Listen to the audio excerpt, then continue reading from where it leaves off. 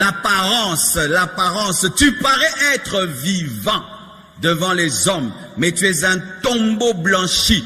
Quand tu ouvres là-bas, il n'y a rien. C'est la pourriture, et la pourriture. C'est pourquoi en ce jour-là, plusieurs diront, nous avons fait des miracles en ton nom, nous avons prophétisé en ton nom. Je leur dirai, je ne vous ai jamais connu serviteur d'iniquité. C'est-à-dire que les hommes te trouvent spirituel, puissant, extraordinaire, mais Dieu lui dit que tu es mort. Vaut mieux que les gens, s'il n'y a plus de vie dans ce que tu fais pour Dieu, dans ta manière de prier, ta manière de jeûner, de venir à l'église, tu es mort. Des fois, j'observe certaines personnes, comme on a des caméras qui montent toute l'église, et tu vois, il est venu à l'église, mais il est là comme si on l'a puni. Tu es mort. Affermis-toi toi-même par le Saint-Esprit, par la parole. Si tu sens que tu es un reste, mais tu es faible, tiens l'arbre, tiens Jésus, dis aide-moi. Je ne veux pas tomber comme les autres. Je ne veux pas t'abandonner comme les autres. Je ne veux pas finir comme les autres. Aide-moi Seigneur, et Dieu t'aidera. Affermis le reste qui est faible.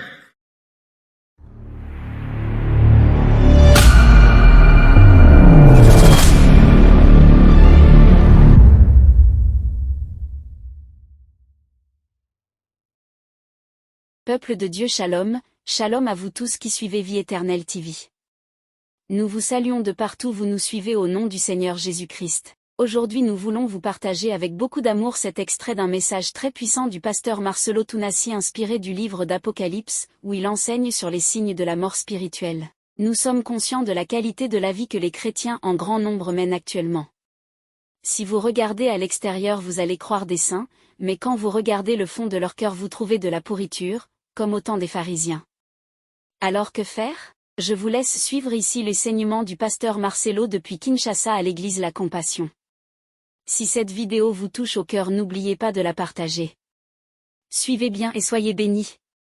Vous voulez soutenir cette chaîne? Abonnez-vous, aimez, commentez et partagez. Amen. Je sais que tu passes pour être vivant et tu es mort. Pourquoi on ne dit pas tu passes pour être vivante et tu es morte? Parce qu'on parle de l'église. N'est-ce pas une faute?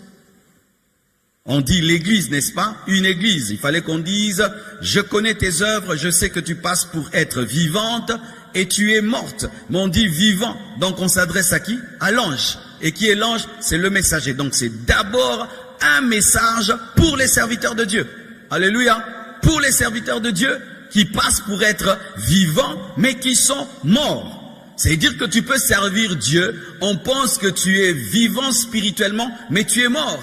Et qui était ainsi dans la Bible? Les pharisiens. C'étaient des serviteurs de Dieu qui avaient l'apparence d'être vivants parce qu'à l'extérieur, ils portaient des franges, des phylactères, ils portaient des habits qui montraient qu'ils étaient saints, ils mettaient même des versets là. Frère, si tu vas en Israël, il y a des gens qui mettent des versets ici, des versets ici, des versets là. À l'extérieur, il y a la sainteté, mais dedans, mort. Oui, serviteur de Dieu. Tu peux avoir l'apparence de la sainteté, mais dedans, tu es un tombeau blanchi. Tu peux avoir l'apparence d'être un homme de prière, mais tu ne pries pas. Tu peux avoir l'apparence d'un homme qui lit la Bible, mais tu ne la lis pas. Tu peux avoir l'apparence d'avoir une intimité avec le Saint-Esprit, mais tu ne l'as pas. Tu peux impressionner les yeux des hommes, mais en réalité, tu n'as pas. Et la Bible dit, tu passes pour être. C'est-à-dire quoi? Aux yeux des hommes, tu parais grave, mais devant moi, tu n'es rien. N'ayez pas un ministère devant les hommes et un ministère devant Dieu. N'ayez pas une vie de prière devant les hommes et une vie de prière personnelle. Vaut mieux même que les gens disent que tu ne pries pas, mais toi tu pries. Vaut mieux qu'on dise que tu ne crains pas Dieu, mais tu crains Dieu. Vaut mieux qu'on dise que toi Dieu ne te parle pas, mais Dieu te parle. Mais ne joue pas à un théâtre spirituel parce que Dieu te voit. Alléluia, alléluia. Ne paraissez pas être ce que vous n'êtes pas. Ô saint homme de Dieu, ô saint ceci, est-ce que toi-même, dans le secret de ton cœur, tu témoignes que toi-même tu es saint? Le témoignage des hommes n'est rien, parce que les hommes se trompent. Les hommes sont frappés par l'apparence. Si je commence à porter des sandales ici et une longue robe blanche, frère, et puis je commence à marcher lentement, doucement. Vous allez dire vraiment que je suis entré dans une dimension dimensionnelle de la sainteté. Ce n'est que l'habit, ce ne sont que les sandales, ce n'est que la démarche et ce n'est que la douceur vocale. Donne-moi la main, hein? Donne-moi la main. L'apparence. Tu parais être vivant devant les hommes, mais tu es un tombeau blanchi. Quand on t'ouvre là-bas, il n'y a rien. C'est la pourriture et la pourriture. C'est pourquoi en ce jour-là, plusieurs diront, nous avons fait des miracles en ton nom. Nous avons prophétisé en ton nom. Je leur dirai, je ne vous ai jamais connu serviteur d'iniquité. C'est-à-dire que les hommes te trouvent spirituel, puissant, extraordinaire. Mais Dieu, lui, dit que tu es mort. Vaut mieux que les gens disent que tu es mort. Mais Dieu dit que tu es vivant. Au lieu que les hommes disent que tu es vivant alors que tu es mort. C'est pourquoi ne faites pas de théâtre. Si tu es pécheur, va pleurer devant Dieu. Alléluia. Si tu as une sale vie, va pleurer devant Dieu. D'ailleurs, si tu as une sale vie, ne sers pas Dieu. Si tu as une sale vie, ne sers pas Dieu. Ne sers pas Dieu. Ne sers pas Dieu. Parce que ça peut t'anesthésier par rapport à la sensibilité spirituelle où tu vas croire que la vie des hommes est devenue la vie de Dieu alors qu'au dernier jour c'est Dieu que tu rencontreras, ce n'est pas l'homme que tu rencontreras. Tu passes pour être vivant alors que tu es mort. Tu peux être un zombie spirituel, un mort vivant et avoir une fausse réputation, avoir un témoignage des hommes. Et ces personnes sont des hypocrites au devant des hommes. C'est la sainteté dans le secret, le péché. Au devant des hommes, ils jouent à prier beaucoup, mais devant Dieu, ils ne prient pas. Quand il y a la foule, c'est là qu'il lève les mains, c'est là qu'il parle en d'autres langues. Mais dans sa chambre, il ne parle jamais en langue. Quand il y a la foule, c'est là qu'il s'agenouille. Mais dans sa chambre, il ne s'agenouille jamais. Quand il y a la foule, là il est humble. Mais dans le secret, un orgueilleux. Qui es-tu dans ta maison? Qui es-tu dans ta chambre? Qui es-tu quand il n'y a personne? Qui es-tu quand on ne te surveille pas? Qui es-tu quand l'église n'est pas là? Qui es-tu quand tu n'as pas de responsabilité? Qui es-tu quand tu ne prêches pas? Qui es-tu quand on ne te connaît pas dans un coin où personne ne sait que tu es serviteur de Dieu? Qui es-tu? Tu passes pour être vivant alors que tu es mort. C'était des hommes de Dieu, spirituellement morts, qui étaient dans le formalisme, des façades, des confessions de foi, dans des routines spirituelles, mais il n'y a plus de vie. Et là, j'aimerais nous parler à nous tous, pas seulement aux serviteurs de Dieu. Quand tu commences à prier, servir Dieu, tout devient routinier. Même quand tu pries dans ta chambre toi-même, tu pries pour prier, tu chantes pour chanter, tu viens à l'église pour venir, tu es mort. Tu es mort. S'il n'y a plus de vie dans ce que tu fais pour Dieu, dans ta manière de prier, ta manière de jeûner, de venir à l'église, tu es mort. Des fois, j'observe certaines personnes, comme on a des caméras qui montent toute l'église, et tu vois, il est venu à l'église, mais il est là comme si on l'a puni. Tu es mort. Tu es mort. Vraiment, des fois, j'ai envie de prendre un micro-baladeur et vous poser des questions. Nana tinda kyowa. Oye la kininyo? Yumtolala. Oye psango yaki ko yiba, oyaki ko loka, oyako dinga mwasi. Répondre nga. Pour nous comprendre, t'es quelqu'un qui quitte la maison. Tu prends un transport, une moto, jusqu'à l'église. Mais quand tu t'assieds, tu es fâché. Mais non, tu es venu faire quoi? On t'a envoyé, tu veux voler les téléphones ou quoi? Tu es venu quoi? Voler. Pour nous comprendre, t'es. Et d'autres même, ils s'assiedent devant. Donc, oye pe li bosu peza. Vraiment. Ando kite.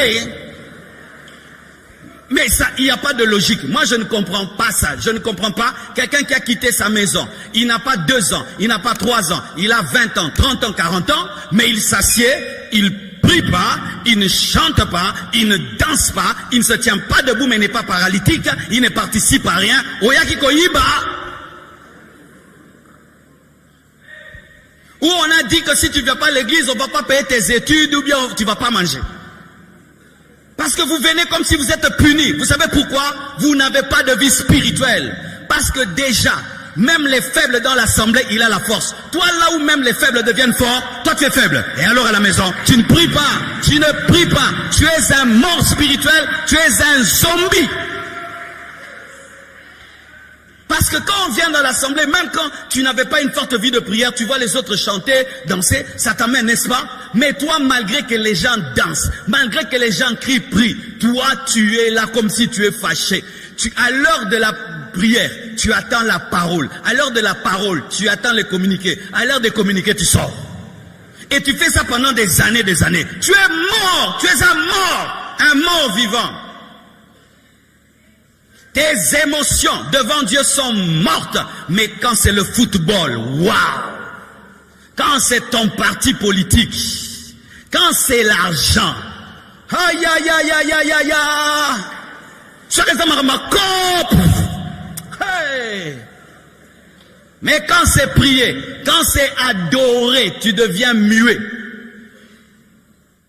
Frères et sœurs, êtes-vous vivants? Est-ce qu'il y a une flamme dans ton cœur pour Jésus? Est-ce qu'il y a l'amour pour Jésus? Ou tu fais les choses parce que tu dois les faire? Un jour, je vais dans une église protestante, mes frères, ils sont en train de chanter comme si on veut les tuer.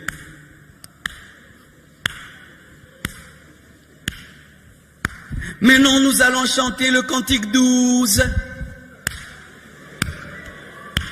le cantique 13. Et nous finirons par le cantique 60. Le culte commence à 8 heures. Il doit finir à 10 heures. À 10 heures, pile, tout est fini. C'est vrai, il faut respecter le temps. Mais votre Dieu finit toujours à l'heure. Mais quand il s'agit des séries, vous débordez. Quand c'est une série, je vais regarder 4 saisons, 5 saisons. Mais quand c'est Dieu, pile. Pourquoi? Parce qu'il y a des hommes riches qui ne supportent pas une église dans laquelle, au lieu de finir à 10 heures, on a fini à 10 heures 3 minutes. Avec Dieu, pointueux. Mais pour toutes les choses de la vie, non, continue à parler, il n'y a pas de problème. Mais non, on doit traiter à faire même 2 heures, non, même 5 heures, ça va rapporter. Est-ce que vous venez par passion ou venez par punition? Certains, vous venez parce qu'à la porte, votre département écrit vos noms. Si on n'écrit pas ton nom, tu vas rester. D'autres, il faut que le pasteur te suive pour venir. Alors que toi, tu n'étais pas ainsi. Tu es un mort vivant. Priez-vous encore avant de dormir? Priez-vous encore le matin? Lisez-vous encore la Bible vous-même?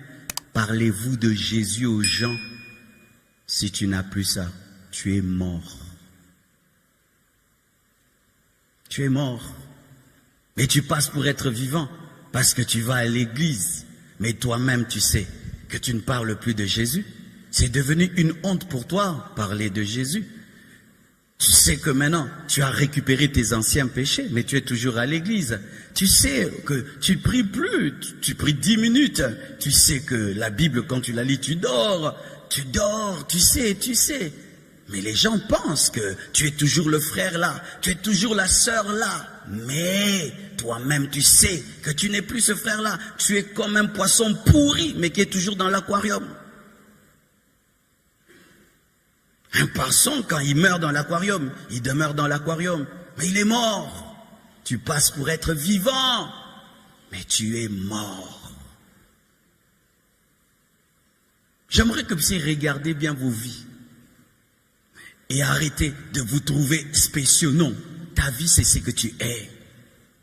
C'est ce que tu es. Tu te réveilles encore le matin pour prier? Tu te réveilles encore la nuit pour prier? Tu es toujours réveillé par le Saint-Esprit la nuit pour prier? Pries-tu toujours avec ton cœur ou seulement ta bouche? Tu passes pour être vivant, mais tu es mort. La perte de la vie de Dieu. Sois vigilant et affermis le reste, qui est près de mourir, car je n'ai pas trouvé tes œuvres parfaites devant moi. sois vigilant et affermis le reste qui est près de mourir. C'est-à-dire, il y a un reste, mais ce reste est en danger. Il y a un reste, mais il est contaminé. Il y a un reste, mais il est faible. Est-ce que tu es ce reste-là? C'est-à-dire, les autres sont en train de rentrer dans le monde. Toi, tu ne veux pas rentrer dans le monde. Mais si cette situation dure encore, tu vas rentrer dans le monde. C'est ça le reste faible. Les autres sont en train de se pervertir. Toi, tu refuses. Mais si tes épreuves continuent, tu vas faire comme les autres. C'est ça le reste faible qui doit être rapidement affermi parce que il est sur la tige, mais il est en train de tomber. Et tu, le reste faible, si tu es le reste faible, tu as besoin d'être affermi.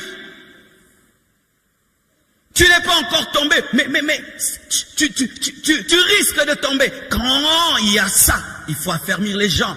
C'est pourquoi que Dieu bénisse tous ceux qui travaillent aux affermissements à l'église. Que Dieu vous bénisse, même si on ne vous connaît pas, même si on ne vous voit pas. Les grands serviteurs de Dieu de cette église sortent de là où vous enseignez. Soyez bénis et soyez bénis et soyez bénis. Allez faire les affermissements. Suivez les enseignements des affermissements. Pourquoi? Ça te révèle qui tu es devenu en Christ. Qui tu es devenu en Christ. Parce que tu peux être en Christ, mais tu ne sais pas qui tu es devenu. Êtes-vous un reste fragile? Tous tes amis sont rentrés dans le monde. Toi, tu n'es pas rentré, mais tu te sens attiré. Tu te sens attiré. Tu n'es pas encore rentré, mais tu te sens attiré. Tu ne fais pas comme les autres, mais tu sens que cette maladie commence aussi à entrer en toi. C'est ça un reste faible, mais qui a besoin d'être affermi. Et si personne ne t'affermit, va t'affermir toi-même, parce que nous pratiquons l'automédication, pratiquez l'automédication spirituelle. Quand la toux commence, tu sais quoi boire, et quand tu sens que dans ton cœur, tu commences à flancher, tu sais que tu dois t'agenouiller, tu dois prier, tu dois lire la Bible, écouter la parole, faire des retraites, affermis-toi. Lorsqu'une tempête vient, j'ai suivi sur Internet, il y avait un tsunami qui s'approchait. Les gens ne voyaient pas, mais un homme voit le tsunami. Tout d'un coup, il saute, il tient quelque chose. Il avait un comportement bizarre. Tout allait bien. Il a tenu quelque chose. C'est parce qu'il avait vu le danger. Et quand le tsunami est venu, il a emporté tout ce qui s'était pas accroché. Mais lui, il a tenu parce qu'il était accroché. Et lorsque tu sens le tsunami venir, va t'accrocher dans la prière. Va t'accrocher dans le jeûne. Va t'accrocher. Et on te dit, pourquoi tu entres en retraite? Je vois le tsunami. Pourquoi tu entres en profondeur? Je vois le tsunami. Pourquoi tu jeûnes beaucoup? Je vois le tsunami. Pourquoi tu lis toute la Bible? Je vois le tsunami. Pourquoi tu écoutes telle prédication? Je vois le tsunami. Je sens qu'un danger est en train de venir. Affermis-toi. Affermis-toi. Les gens ne te suivront pas toujours, mes frères. Je peux vous dire la bibliothèque que j'ai. Comment j'ai eu la bibliothèque? J'ai prié dans une assemblée, mais il n'y avait pas de suivi. Et puis je me suis rendu compte que même si je me fâche contre le pasteur, si je vais en enfer, c'est mon enfer. Oui, comme toi tu te fâches, il n'y a pas de suivi. Hey, il n'y a pas de suivi. Si tu meurs sans suivi et c'est l'enfer sans suivi. Alors j'ai vu que j'allais me perdre. Alors pour chaque problème que j'avais, j'allais dans une bibliothèque et je cherchais un livre qui correspondait à mon problème. C'est comme ça que j'ai eu 1 livre, 2 livres, 10 livres et tout le reste et que j'ai appris à lire parce que Dieu m'a fermissé au travers des livres. Tu as quel livre? Tu as quoi dans ta bibliothèque? Qu'est-ce que tu es en train de lire? Lisez des choses qui traitent des maladies en vous. Quand j'ai senti l'orgueil commencer en moi, j'ai lu le livre « La libération de l'esprit ». Ça parlait du brisement. Quand la rébellion commençait en moi, j'ai lu le livre « L'autorité spirituelle ». Quand j'ai commencé à mal opérer dans l'onction, j'ai lu le livre « Comprendre l'onction ». Et je peux te dire combien de fois j'ai été vacciné, j'ai été affermi alors que la tempête voulait m'avoir. Si on t'affermit pas, affermis-toi toi-même par le Saint-Esprit, par la parole. Si tu sens que tu es un reste mais tu es faible, tiens l'arbre, tiens Jésus, dis aide-moi, je ne veux pas tomber comme les autres, je ne veux pas t'abandonner comme les autres, je ne veux pas finir comme les autres, aide-moi Seigneur, et Dieu t'aidera à fermer le reste qui est faible. Oh, et la Bible dit que Sois vigilant et affermis le reste qui est prêt de mourir, car je n'ai pas trouvé tes œuvres parfaites devant mon Dieu. Je n'ai pas trouvé tes œuvres parfaites devant mon Dieu. Quelles sont les œuvres imparfaites? Les œuvres imparfaites, ce sont les œuvres inachevées. Tu commences toujours des choses que tu ne finis pas. Tu promets toujours à Dieu des choses, tu ne finis pas. Seigneur, je ferai ceci. Tu commences, tu arrêtes. Seigneur, je vais chanter. Tu vas dans le studio et tu ne finis pas. Seigneur, je vais écrire un livre. Tu commences, tu ne finis pas. Seigneur, je vais commencer à te servir dans tel département. Tu commences et puis tu quittes. Seigneur, je ferai ceci. Tu commences et puis... Ce sont des œuvres imparfaites, signe de la mort. Combien de vœux tu as fait à Dieu? Seigneur, je ferai ceci. Je vais travailler à l'orphelinat. Tu travailles, tu laisses. Je vais travailler à la chorale. Tu travailles. À la salubrité, tu laisses. Tu commences, tu laisses. Tu n'as que des chantiers. Si tu as 1000 chantiers, tu n'habiteras jamais un chantier. Vaut mieux avoir une seule maison finie que 1000 chantiers inachevés. Qu'est-ce que tu as déjà commencé et fini avec Dieu? Qu'est-ce que tu as commencé, tu as fini avec Dieu? Tu commences, tu laisses, tu sers Dieu avec des émotions, tu sers Dieu avec négligence, tu sers Dieu avec imperfection et tu tolères l'imperfection. Il n'y a pas la qualité, tu travailles avec le bois, avec le chaume et Jésus appelle ça des œuvres imparfaites, des œuvres qui manquent la qualité, des œuvres qui ne sont pas finies, des promesses qui ne sont pas accomplies, des choses qui ne finissent pas, des œuvres qui sont avortées.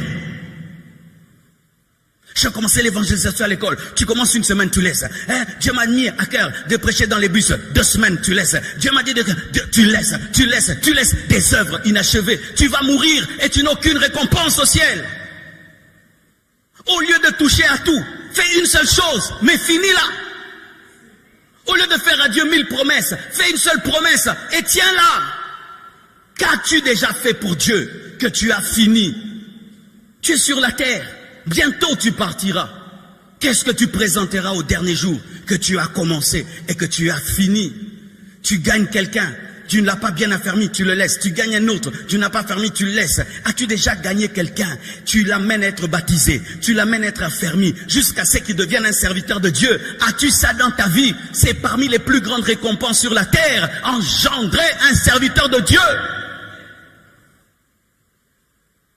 Les œuvres imparfaites remplissent nos vies et nous empêchent d'être bénis. Et ça tue, et ça empêche l'approbation divine, parce que c'est un signe de négligence. C'est un signe de négligence que de commencer et d'arrêter, de commencer et d'arrêter, de commencer et d'arrêter. Qui d'entre vous, tu dis au jardinier, tends la pelouse, il tend un peu, il laisse. Coupe les arbres, il coupe un peu, il laisse. Cette maison-là va ressembler à quoi? Pareil aussi dans l'œuvre de Dieu. Lorsqu'on touche, on touche, on touche, on touche, mais on fait rien en profondeur. C'est un désordre.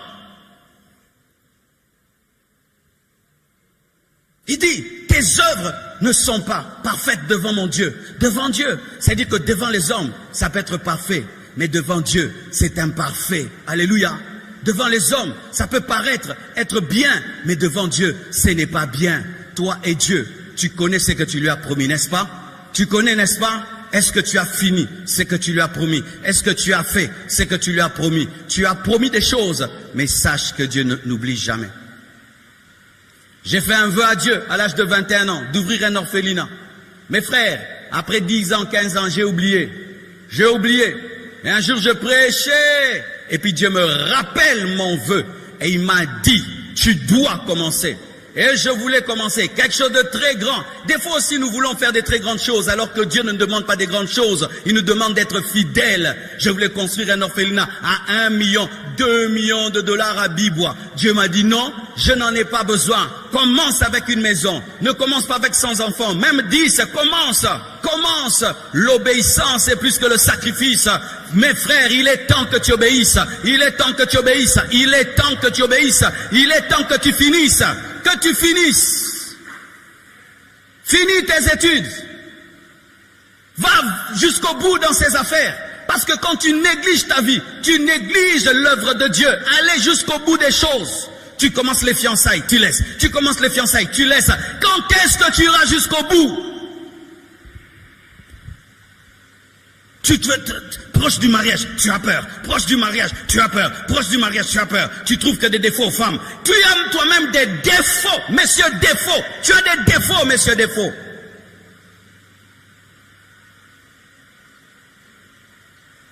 Que présenteras-tu dans ta vie? De commencer et d'aboutir. Que présenteras-tu au dernier jour dans ta vie? D'avoir commencé quelque chose et d'avoir fini. Je trouve tes œuvres imparfaites devant mon Dieu. Et les œuvres imparfaites, ce sont des œuvres qui ne sont pas faites pour Dieu. Parce qu'il est aussi possible qu'on commence quelque chose et on finit, mais on ne finit pas ça pour Dieu. On peut finir le temple là, mes frères, climatisé, avec 3 ascenseurs, mais on le finit pour notre gloire. Pour qu'on dise que la Compassion est une grande église à Kinshasa, que le pasteur Marcelo défoîté, 4 fois T. Lorsque ta motivation est mauvaise, ton œuvre est imparfaite. Si tu fais une chose pour ta propre gloire, ton œuvre est imparfaite. Si tu fais une chose par compétition, ton œuvre est imparfaite. Si tu fais quelque chose pour dépasser quelqu'un, ton œuvre est imparfaite. Si tu fais quelque chose pour qu'on parle de toi, ton œuvre est imparfaite. C'est seulement quand tu fais les choses pour la gloire de Dieu, pour l'honneur de Dieu, pour sauver les âmes, pour la seule gloire de Dieu, c'est alors que l'œuvre est parfaite. Tout ce qui n'est pas bâti sur le roc qui est Jésus est imparfait. Ne faites rien pour votre gloire. Ne faites rien pour dépasser quelqu'un. La vie, ce n'est pas une course contre l'autre, c'est une course contre toi-même. S'il y a quelqu'un dépassé, dépasse-toi toi-même. Mais ne cherche pas à me dépasser. Parce que je ne suis pas en course contre toi, mais contre moi-même. Je dois dépasser le Marcelo d'hier.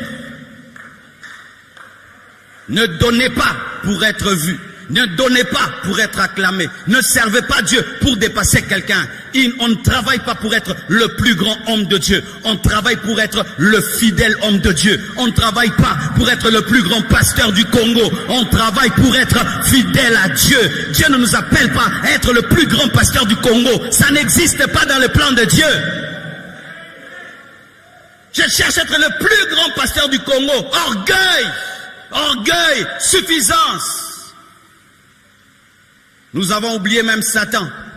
Ce sont nos propres frères qui sont devenus nos ennemis. C'est Satan que tu dois torturer. Ce ne sont pas les autres.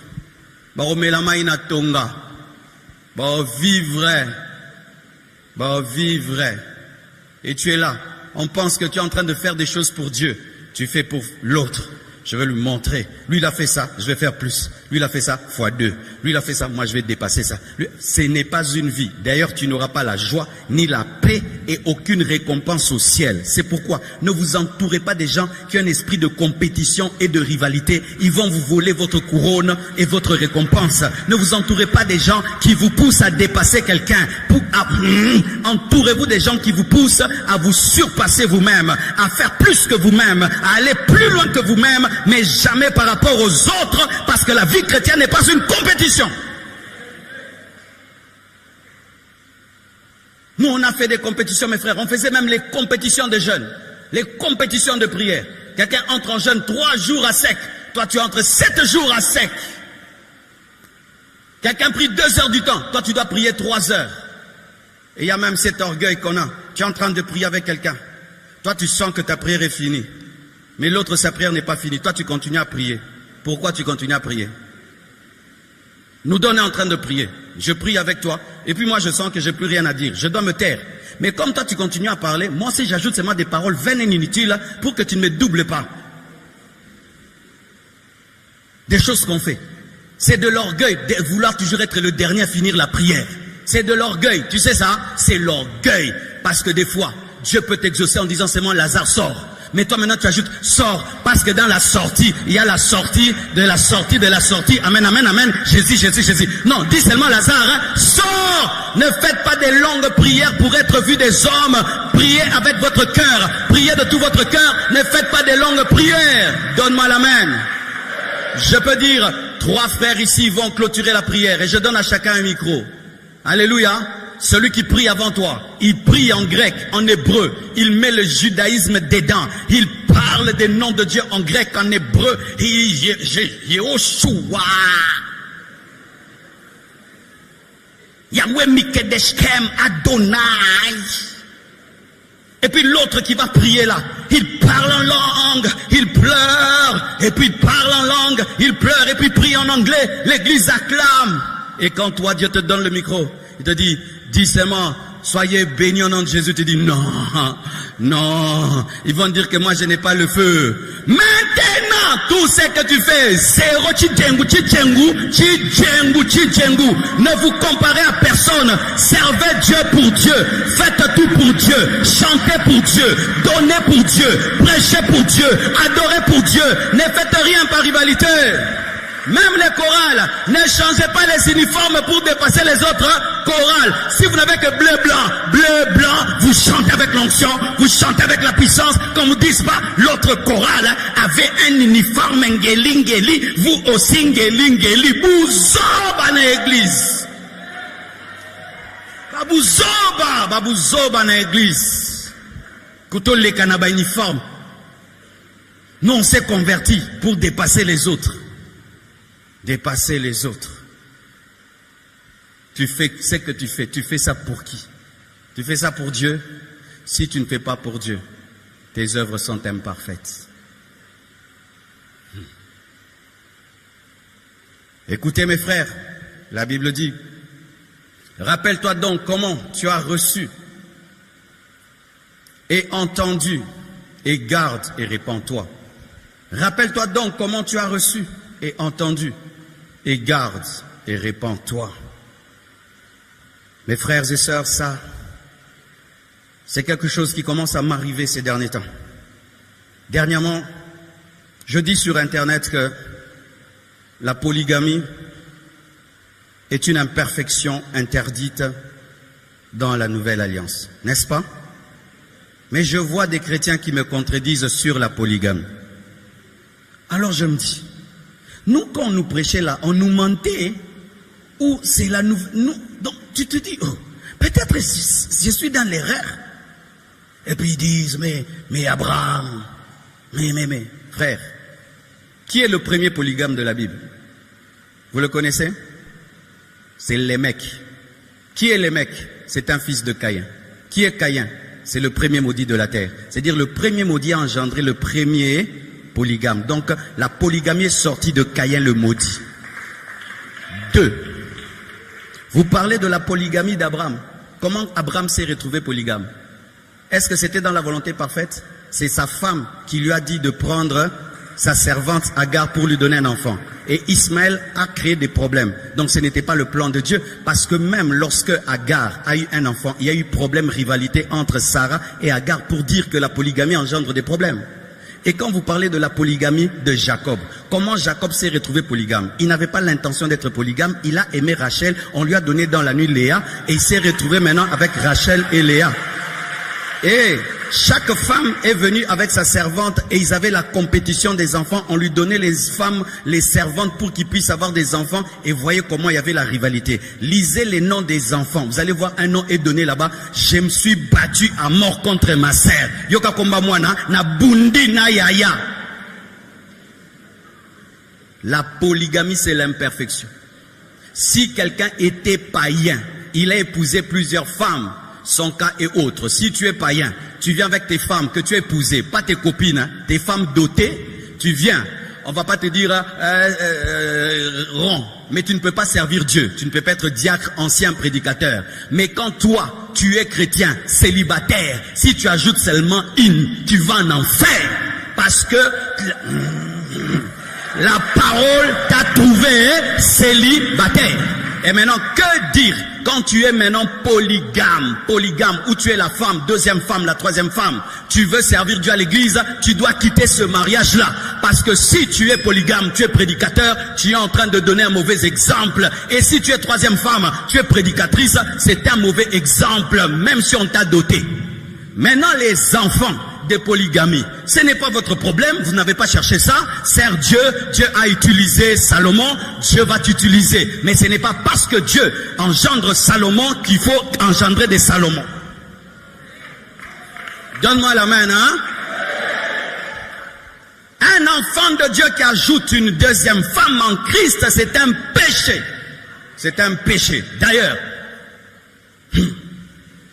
si toi tu étais une femme, tu aimerais qu'on te prenne une deuxième femme?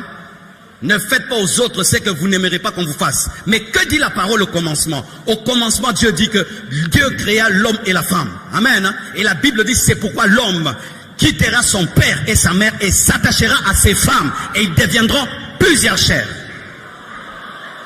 On dit quoi? L'homme quittera son père et sa mère et s'attachera à sa femme, à une seule femme. On a sorti combien de côtes d'Adam? 10 côtes, 30 côtes. On a sorti une côte parce que dans le plan parfait de Dieu, un homme, une femme, un homme, une femme. Ce ne sont pas 2 côtes, 3 côtes, c'est une seule côte. Et Dieu n'a pas pris l'os du pied pour que l'homme ne domine pas la femme. Il n'a pas pris l'os de la tête pour que la femme ne domine pas l'homme. Mais il a pris l'os du côté pour que l'homme aime la femme, protège la femme, sécurise la femme et puisse être en égalité avec la femme. N'oublie pas comment tu as reçu l'évangile. Un chrétien n'épouse pas une païenne. Mateya kala. Bobo sana mateya kala. C'est ça qu'il dit. N'oublie pas comment tu as entendu. Les chrétiens n'épousent pas les musulmans.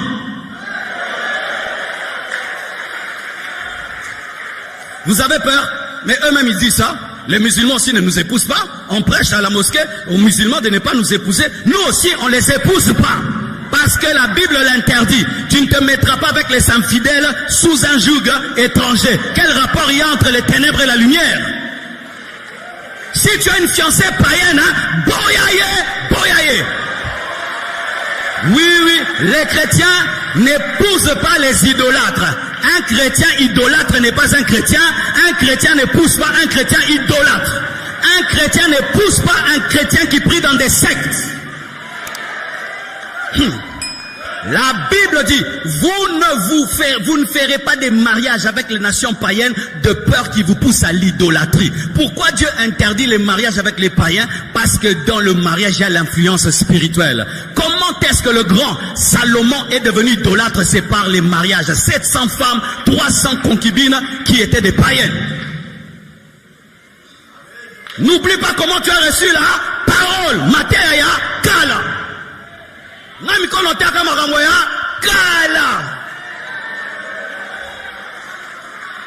Vous avez été bénis par ce message puissant. Gloire à Dieu. N'oubliez pas de nous partager dans les commentaires vos témoignages, vos demandes, vos remarques, et surtout aimez, abonnez-vous et partagez. Que Dieu vous garde.